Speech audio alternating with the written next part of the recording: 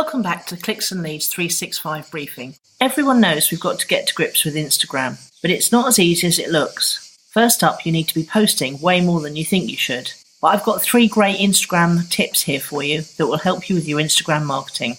One is to use hashtags. Most people know about putting 1 or 2 hashtags in their description of their picture, but most people don't use the first comment space to put up to 30 hashtags around. I use about 20 standard ones, and then I use 10 custom ones according to what the picture's about and what the topic is I'm discussing.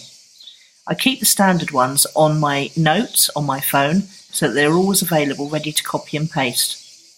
The second tip is to watermark your pictures with your own URL. You can make an easy, transparent watermark, a black one and a white one, so that it goes over any pictures, and then just find an appropriate place to drop it in. Number 3, don't forget to make a call to action meme and share that every 10 pictures or so.